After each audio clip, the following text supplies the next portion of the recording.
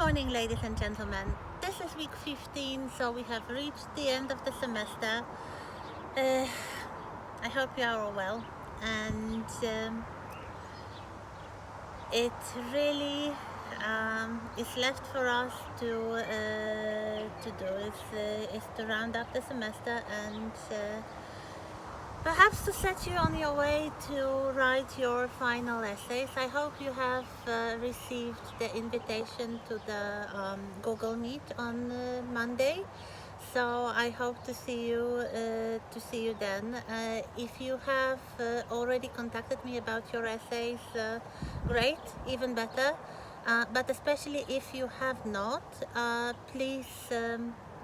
Come to the Google Meet and we'll deal with that. Also, other questions such as deadlines and quizzes and all that stuff.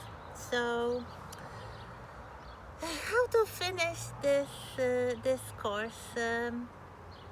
I thought perhaps let's see how the musical theater fares now, and what are some interesting shows and interesting trends that have been happening in the last few years. Of course, probably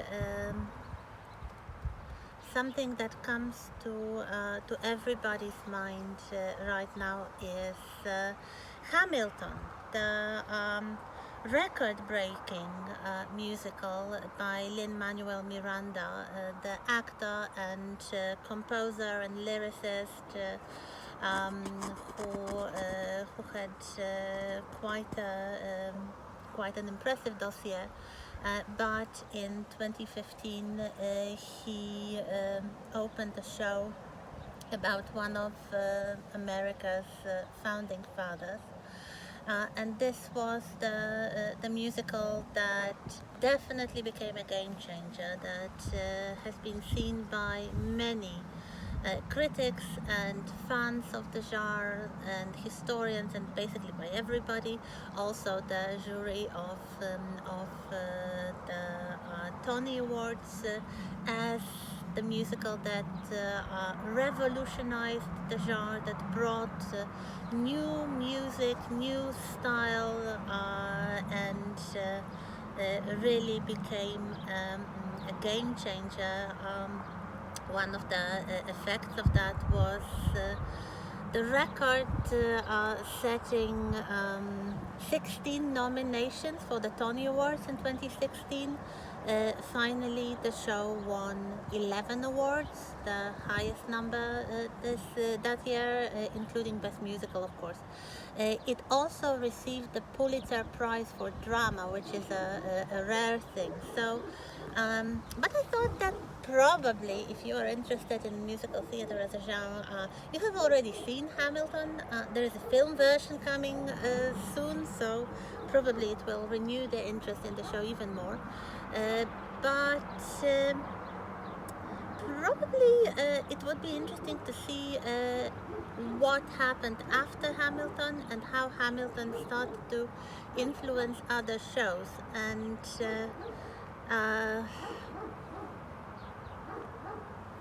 some aspects of that might be relevant, especially to the second show I want to discuss with you, namely Hadestown. You might see in some modern shows, such as Natasha Pierre and the Great Comet, inspiration with the achievements of Hamilton. So we'll probably end up going back to that show, but before we do, there is yet another interesting team of creators, Pasek and Paul, Benj Pasek and Justin Paul, who are the duo of songwriters and composers, the great continuation of the very, very long tradition in musical theater, going back to the early Broadway teams, of course, Rogers and Hammerstein, but also later Kander and Ebb and Lloyd Webber and Rice. So Pasek and Paul, you might be familiar with some of their works, including Dear Evan Hansen, the title I mentioned a few times already. They also won a Tony Award for Best Original Score for this show in 2015. But so far they have been successful mostly in film musicals, and some of you may recall the great success at the Oscars of the film La La Land. So these are the two men behind the music of La La Land. This was quite a controversial show and quite a controversial take on the history of the musical, but at least in terms of awards, it was well received, so well that in 2017, Pasek and Paul had their second film musical directed by Michael Gracie, but featuring 9 songs from this duo, with a cast of stars, as you will see in a moment, and I mean The Greatest Showman, a biographical musical film about a real historical character from the popular history of America, history of American popular culture, P.T. Barnum, the great impresario and the owner of various cultural or pop cultural institutions, including the circus called Barnum and Bailey Circus. And if you watch the film, you might guess why I asked you to watch it as an example of a modern musical, even though there hasn't been the stage version yet. I think eventually they will do that, because it uses quite a lot of tropes that have been visible in the musical theater over the decades, and at least in my opinion, this is a new take on the subject of the mega musicals, of the spectacular musicals. Probably it's Hugh Jackman who starred in the film version of Les Miserables, and who was apparently the man who really lobbied for the production of The Greatest Showman. He really wanted to play P.T. Barnum, and I guess he and Zac Efron and Michelle Williams and other people in the cast really play it in a way that was initiated probably by Moulin Rouge. So translating the mega musicals to the screen,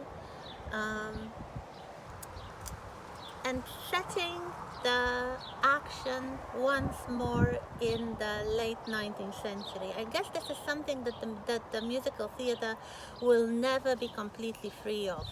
The nostalgic connection, the late Victorian connection. Also, in some ways, I guess most visible to those who dared to watch the sequel to The Phantom of the Opera called Love Never Dies. This is the creators, so in this case, Pasek and Paul's answer to the Phantom of the Opera, and especially the direction which the Phantom took in the sequel. So becoming the circus impresario and showing the so-called freaks, as the Victorians would still call them, so unusual people. Uh, so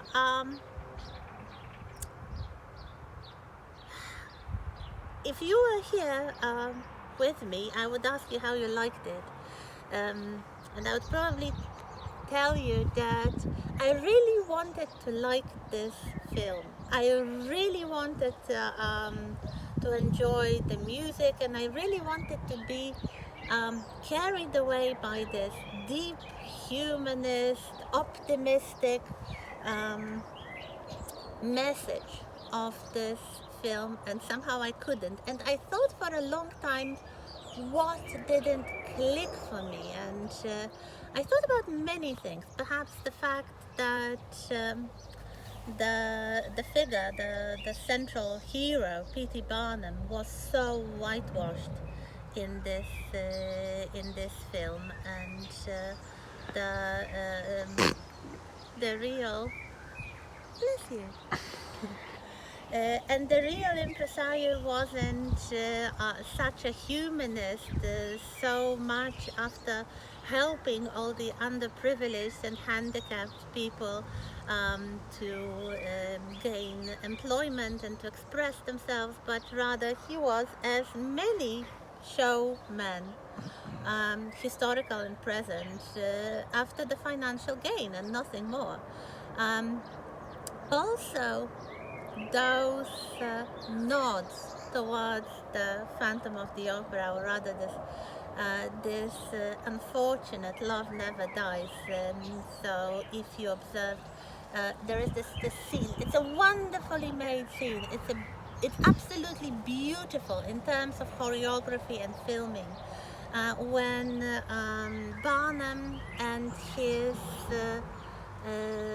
business associate, played by Zac Efron, bargain in a bar.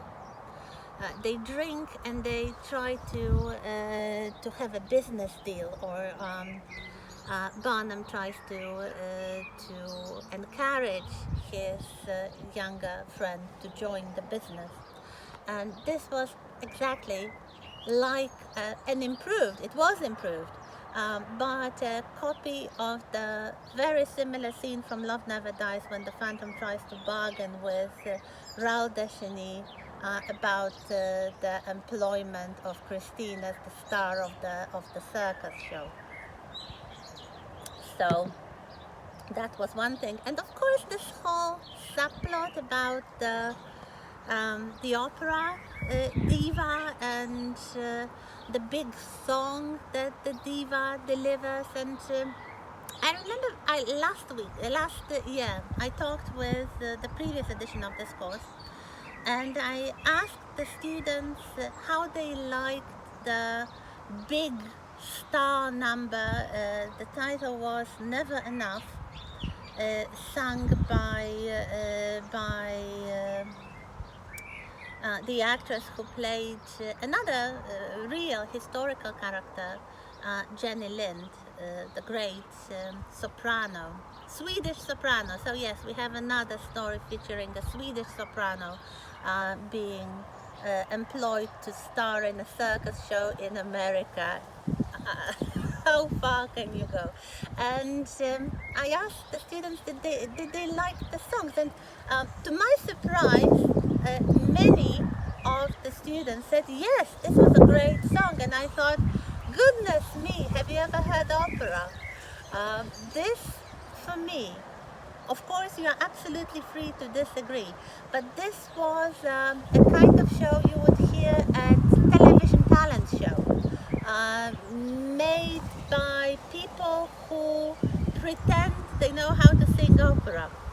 And they sing a few high notes and kind of sweeping tunes, and everybody thinks they are like a diva. Nope. Anyway, the ideas here are,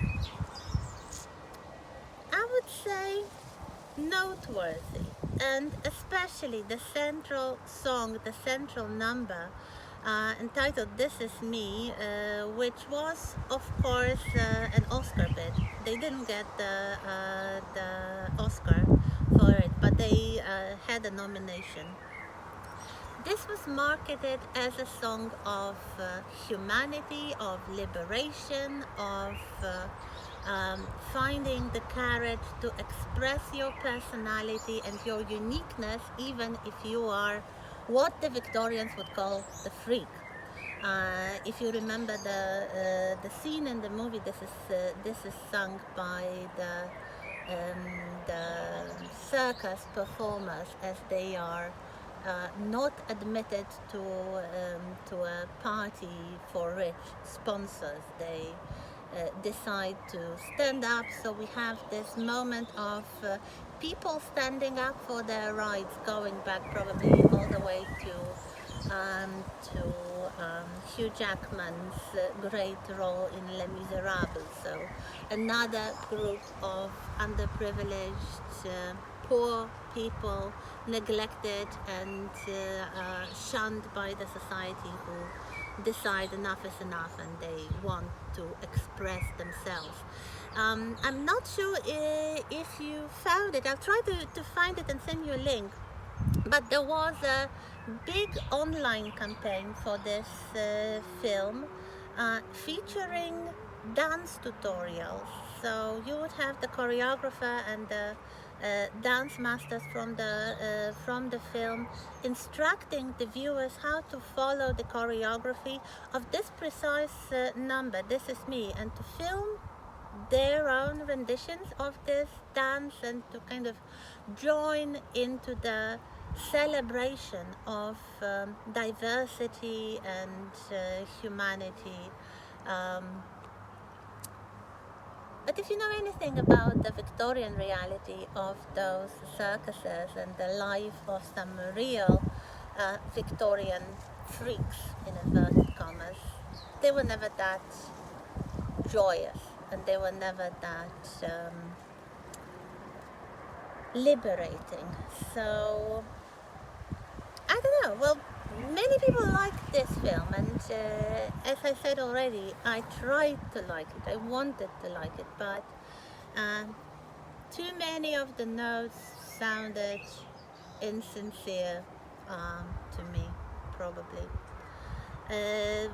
We might also think of the final resolution of the story of Burnham and his great fascination with the opera singer, of course at the expense of his duties towards his wife and his daughters. Um, this is an American movie, so of course the family has to triumph, and true love is found in the cradle. And of course, the love of your life is somebody whom you meet when you are 10 years old, and you never change. And this is how it should be. This was perhaps another aspect of this musical that annoyed me a little, because it suggests that people never change, they never grow, that your childhood sweetheart will remain the one true love in your life, which probably, hopefully, let's say, is not true. But isn't it what Lion King was about? Isn't it what all those big budget shows that focus on the family viewing promote? The glorification of the status quo, of the traditional family, the supposed inclusion of everybody into one happy human family. So I hope you like this film, but I also hope that you noticed the problems, and especially the problems that the creators tried to sweep under the carpet. So that's one show, and let's move on to Heiderstam.